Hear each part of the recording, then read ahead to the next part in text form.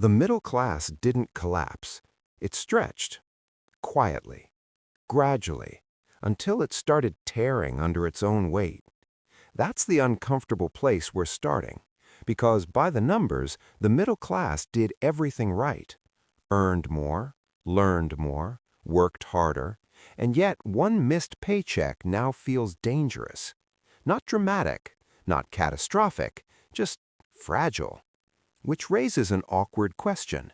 How did earning more make life feel less secure? To answer that, we need to look at what higher income actually changed and what it quietly removed. For decades, the middle class was built around slack. Not luxury, slack. Expenses were low enough that one income could absorb shocks. Lose a job, and life got smaller, but it didn't fall apart. Then incomes rose. Second incomes entered the household. Degrees multiplied. Careers professionalized. And at first, it felt like progress. More money meant better neighborhoods, better schools, better health care, more choices. But something subtle happened at the same time. Every extra dollar didn't create freedom, it created eligibility.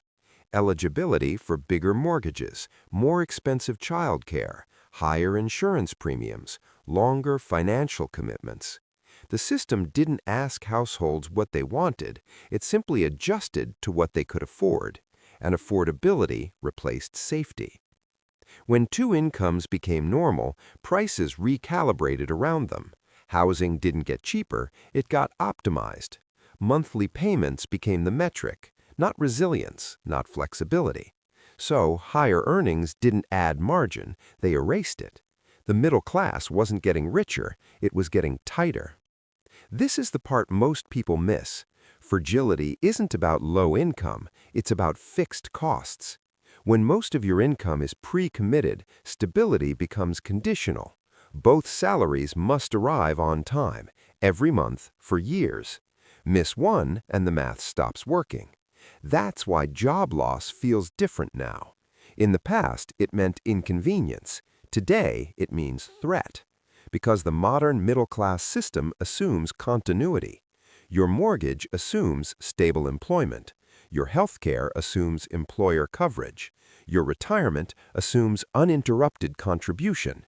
Even short gaps feel catastrophic, not emotionally, but mathematically. And math doesn't negotiate. Here's the irony. The middle class didn't become fragile because it took risks. It became fragile because it optimized. Every raise turned into obligation. Every promotion turned into permanence. The lifestyle didn't explode, the commitments did. Which creates a strange psychological state. From the outside, it looks successful. From the inside, it feels like constant maintenance, running faster to stay balanced. Now zoom out, because this isn't just personal. Entire economies depend on this balance. People spend because they assume income will continue. Banks lend because they assume employment will continue. Governments plan because they assume work will continue. Growth itself assumes no interruptions. So when disruption happens, it doesn't ripple, it snaps. Layoffs feel shocking even when they're normal. Recessions feel personal even when they're structural, because the system has no buffer, and the middle class is where that buffer used to live. There's another shift hiding here. Risk didn't disappear, it moved. Healthcare risk moved to workers. Retirement risk moved to individuals. Education risk moved to families. Institutions became leaner. Households became heavier. Earning more came with responsibility, but also exposure.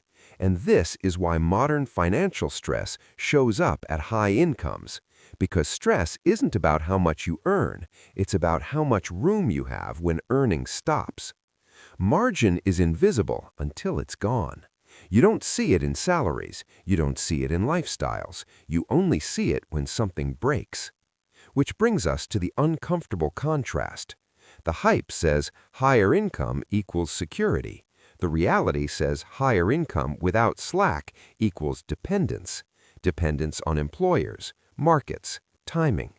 The middle class isn't poor, it's leveraged, highly skilled, highly committed, highly sensitive to interruption, great in stable times, brittle in unstable ones. So here's the question worth sitting with. If earning more made life feel safer but actually reduced resilience, if stability now requires constant performance, if success demands uninterrupted motion, then what does doing well actually mean anymore? More income or more margin?